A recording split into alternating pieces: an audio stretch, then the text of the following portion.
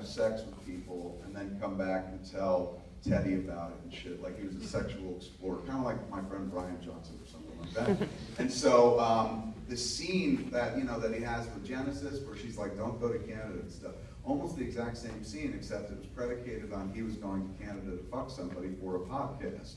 And Justin's like, dude, I'm gonna be a walrus halfway through this movie. I don't want people rooting for me to get into that fucking suit because I'm the world's worst boyfriend who is literally telling his girlfriend, goodbye, I'm gonna go fuck somebody for a podcast, you know? So he's like, can we maybe fix that, change that? So we went in and turned it into what it was instead. And Justin had the idea of like, he's like, those people that fucking make fun of people on the internet, get famous for this or the other thing. He was like, there's something to be said about losing your humanity and shit. So the script took a jump just because Justin got involved. And that's the reason I reached out to Justin Long. When I wrote the script, Howard Howe was written within an inch of its life. Like it is exactly as it is on the pages of the script, except Michael breathed wonderful life into it. But I was in love with writing Howard Howe, whereas Wallace was just the guy that Howard Howe talked to and would later become a walrus. So he was a little two-dimensional. So I knew that if I could bring in, and because this thing went fast, remember? Like we were on the podcast, fucking a couple weeks later I had a script, and I didn't want to stop to think. I knew the moment I stopped to think, I'd be like, walrus movie, and then just put it So I just wanted to keep moving, and I knew if I brought Justin into it, he's a writer as well. He writes on his fucking feet, so I knew I'd get what I need. Plus, he would three-dimensionalize that character. So he just had to get over the fear of like what it would be to be the walrus. And to be honest, like being the walrus wasn't that bad. There was a lot of makeup to be done, like 2 to 4 hours to do the face.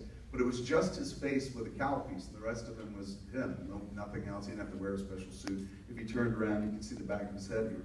So then he would climb into the body of the walrus. Robert Kurtzman, the great Robert Kurtzman, built our suit, man. All I said to him, he's like, what do you want? I said, leather-faced walrus. He's like, okay.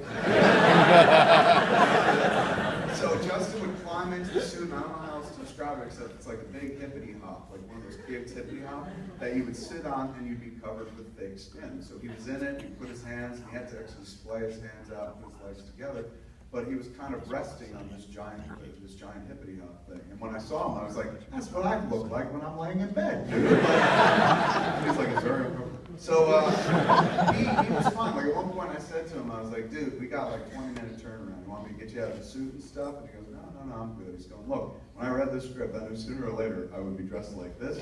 He's going, so I'm content to stay this way. So he's an absolute fucking dream. And he brought that character to life. Like the emotional journey of Wallace is incredibly interesting to me compared to first draft of the script. Like it's a story you care about. And Justin was right. He was just like, just take that one thing away, man. It's too gamey and shit. Make it something else. Like I can play asshole, but I don't know if I can do that other thing and still win the audience. And it's a movie where you go like this with Wallace. Sometimes you're with him, sometimes you're like, oh, fucking cheating prick. And then when he's a fucking walrus, you're like, well, I don't know how I feel at this point. I don't wish this on anybody, but fucking it's cool to look at, you know. So yeah, he was fantastic on the set. He kept everybody's spirits up. Like he's in almost every fucking scene, so he was there all the time. But all of them, all Haley, Genesis, Parks, and of course the great Gila Point, all of them just came to play, and that's how we got what we got. It's a batshit stupid script, I assure you. When you read it, it's just like, this makes no fucking sense, it's mad.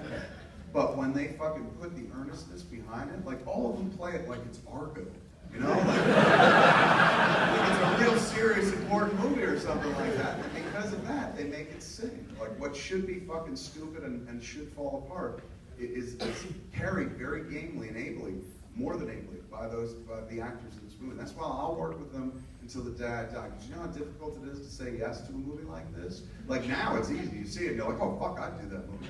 But back in the day when it's just like, hey man, you want to make a movie with me? 3 years ago I burned my career to the ground. Nobody wants to work with me, and this movie's about a walrus. You know, that's an invitation to say no. So I love these people so much because they went into the breach, you know what I'm saying? Like they easily could have took a zillion other jobs. It's a low budget movie. Nobody got fucking paid to scale all across the boards and shit. But still, each one of them were like, you know what? Let's fucking do it. Let's see what happens. Let's say Walrus, yes.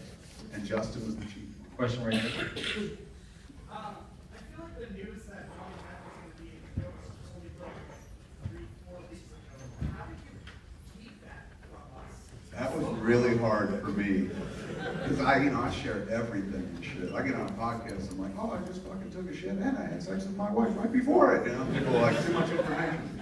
So for me to like keep it kind of quiet, was difficult, but at the same time, I was like, man, that would fucking make our third act sick.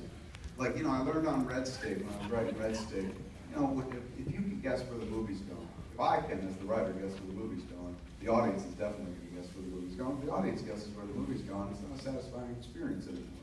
You know, maybe it's a little self-satisfying because you're like, that guy's the villain. And when he's the villain, you're like, I knew it.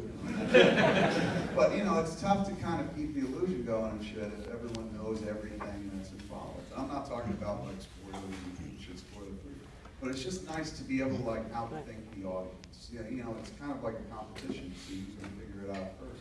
And on Red State, I was like, every time I feel like the audience is going to figure out where we're going, just take a left turn or a fucking right turn. It doesn't matter if it makes sense for the story anymore, just throw them off the fucking scent of the trail. So same thing for here, man. The structure of Tusk is such that just when it might get to the point, man, that you're like, oh my God, how many times I gotta look at this guy dressed as a fucking walrus? Suddenly a new movie begins where we introduce an incredibly new character who's never been in the narrative before, who brings a bunch of information that's been missing as long as other stuff, as well as other stuff. And you're sitting there just like, oh shit, I'll watch this movie for a while. And then we teamed those two movies up at the end. And that came from going to my brother's wedding. My brother, Gay, has been married to a dude for 20 years now, which is like 80 years in straight people years. So when I went to his wedding, which was 20 years ago, it was right around when Tom Clerks was coming out. It was just like every other wedding I've ever been to in my life. They're happy for the couple, but at a certain point, like, this is fucking boring. I'm still wearing a suit. And so, you know, just at this point in the wedding where shit got tired, as it does at every wedding, all of a sudden, my brother kicked off a drag show. You know, because it was a gay wedding. So Diana Ross and fucking Donna Summer come down lip-syncing songs. And they weren't either of those ladies. They were two dudes.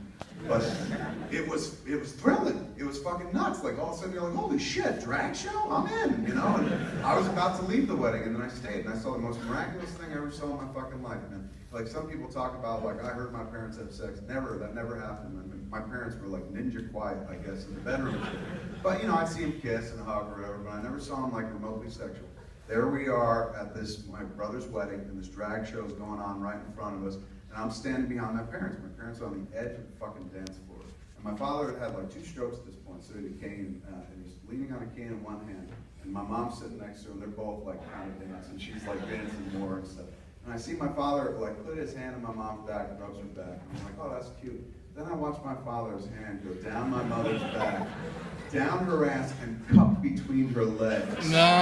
Like a fucking teenager. And I was like, number one, I was like, a drag show is turning my father around.